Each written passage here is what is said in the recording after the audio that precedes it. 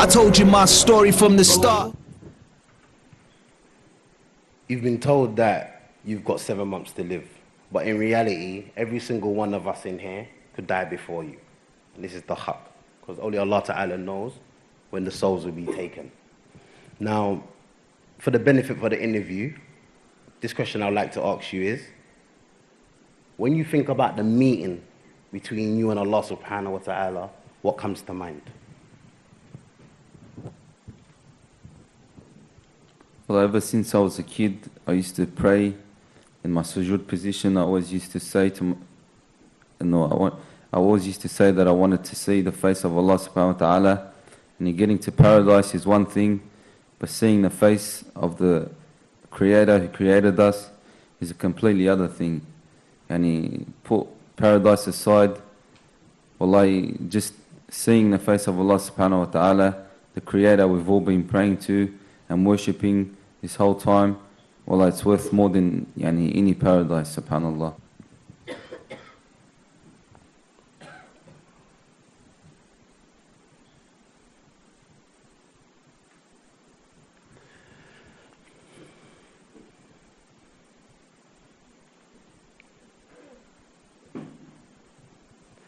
You know, in regards to your condition and what you're going through,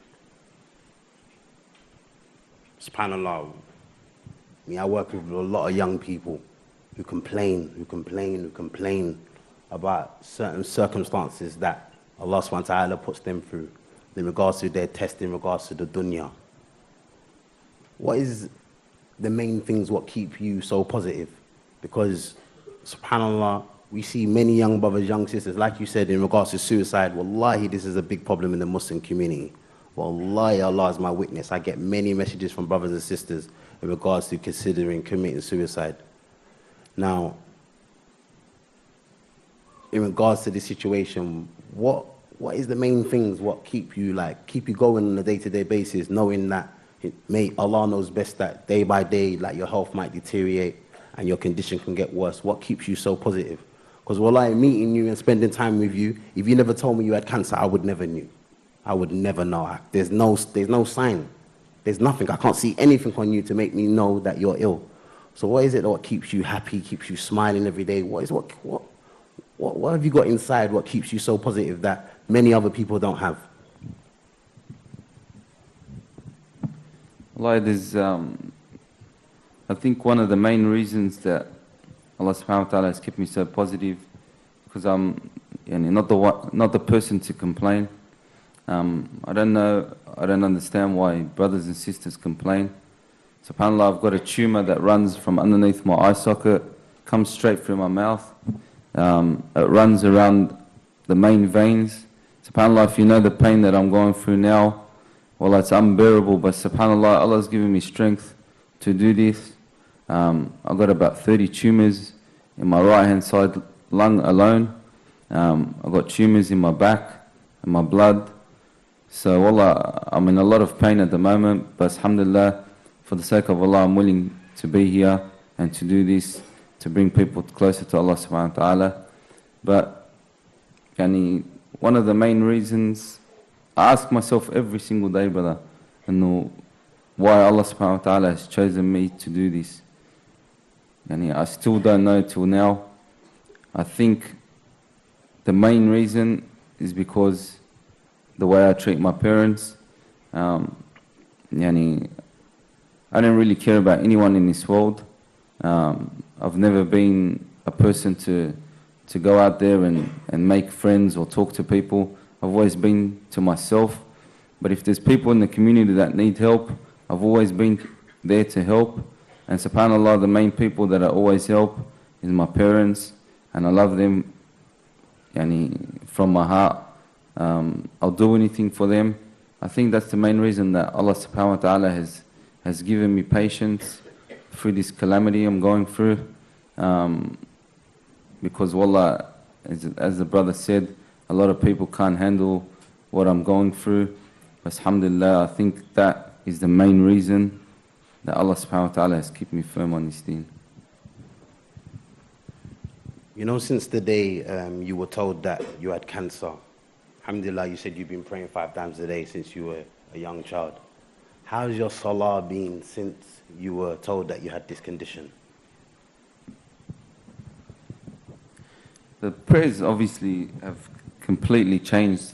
And before we used to pray, we used to probably be watching a movie, so we'll pray quickly on the commercial breaks so we can get back in time to finish the movie. But subhanAllah, now there's no more movie breaks, there's no more wasting time. The prayers are more sincere, and you think twice before you do anything. That's why sometimes, if you notice, I take time to also answer questions. I sit and think.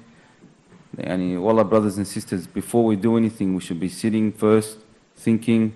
Before we answer a question, before we get up and pray, we should be thinking if the wudu is right. And there's a lot of things that we don't think about. But subhanAllah, when you have a sickness, or you're told you haven't got long to live, all these little things that matter in life really come into mind and start playing a big role. Naturally, as human beings, we have our ups and downs. This is normal. Every human being has a day when their iman is up and their iman is low. Since you've been put in this situation, have you ever had a day where you felt like there's no hope, or you're losing hope in regards to what's happening to you? Yeah, of course. A lot of the times, mainly at night when I'm by myself sleeping, pull my head on that pillow, a lot of thoughts start coming into your head. It's all from the shaitan, obviously. But subhanAllah, I just try my best to pull through these bad thoughts and just to stick firm, make wudu, probably pray 2 rak'at. As soon as some bad thoughts come into your head, the best thing to do is just get up, make wudu, and just pray to Allah subhanahu wa ta'ala and ask Him to make everything easy for it. Because wallah, there's a lot of trials and tribulations in this world, and if you don't have a strong connection with Allah subhanahu wa ta'ala, it's very hard to sort of not blame Allah and not be upset with Allah subhanahu wa ta'ala. Just a few more questions, then we'll end inshallah ta'ala. In regards to your project in Africa, like I said, I've seen many of your pictures, I've watched the videos, mashallah, tabarakallah, but I didn't actually know that there's some things that you've already done in regards to your project, like you've already built a school. Can you tell the audience a little bit about what made you, build that school, and a little bit about your future project, what you're looking to do, inshallah? And subhanAllah, when I said I've found out about the sickness being doubled, I sold all my things that I had. I went to Africa. I built a school that probably fits about 400 kids. I chose an area that has no Muslim school and no masjid, so it's needed in that community. We built a school and a masjid. Alhamdulillah, it's been 4 weeks since I've been in Africa, and the job's almost complete. SubhanAllah, the brothers there work very hard. They work, as soon as we pick up a place to build and we finish the plans, SubhanAllah, they just get into it, and it's almost finished, inshallah. But the other project that we're building, when I got back from Africa, I was sitting down and I was thinking to create a little organization to sort of build a masjid or two for the community in Sydney. I put together Muslims around the world. I created a bank account, I created a Facebook page, I created the Instagram, and then subhanAllah, all this has happened in 4 weeks. That's how much Allah subhanahu wa ta'ala has put barakah into this organization. So after that, we did a little video, me and Brother Hablas, as you've all seen.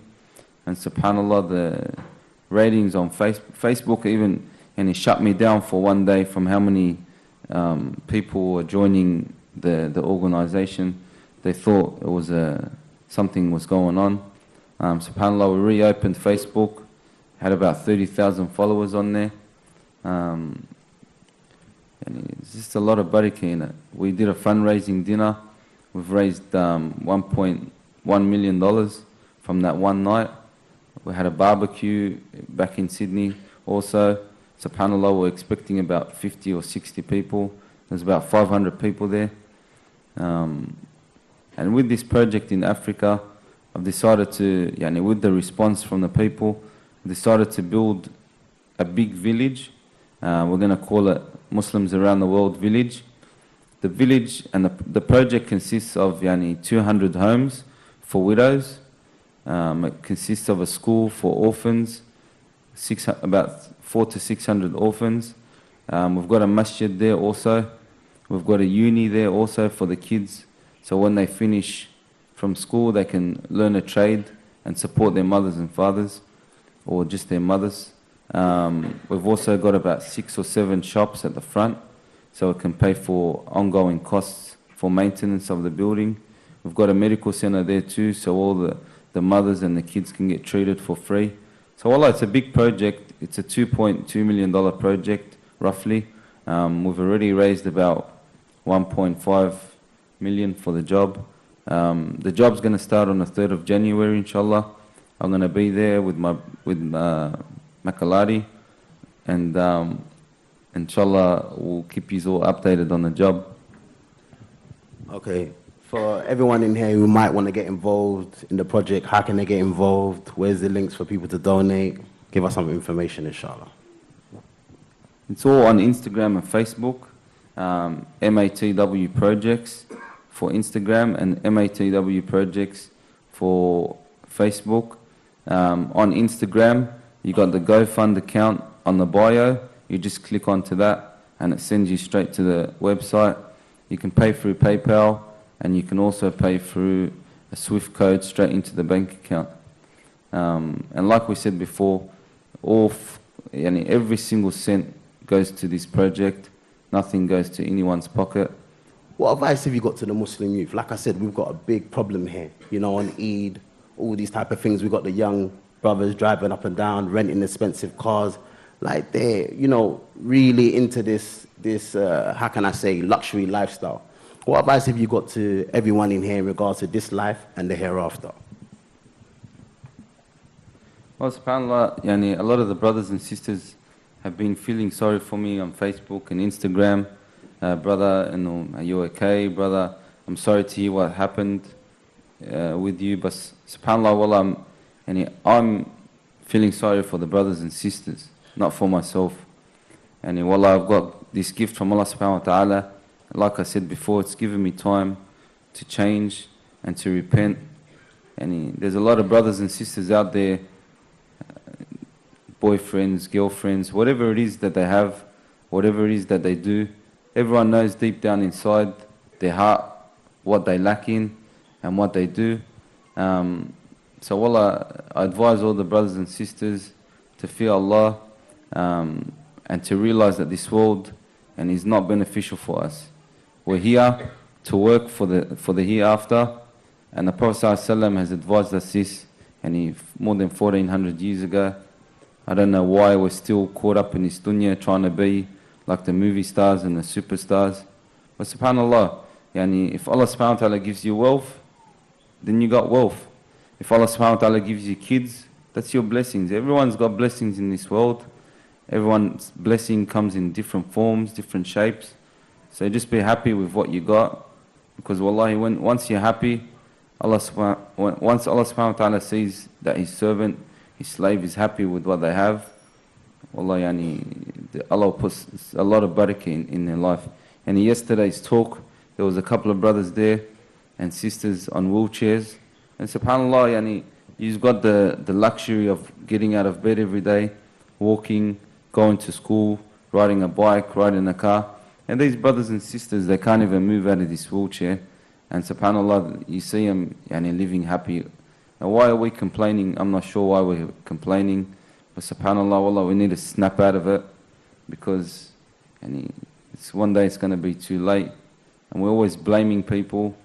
But really, we should be blaming ourselves and looking at ourselves, because at the end of the day, it's only you and I that are making the problems, making the issues, and we can fix them ourselves. And to the brothers following that lifestyle, subhanAllah, yani, I've got a couple of brothers of my own. I'm the youngest boy. Yani they're caught up in the lifestyle of drugs and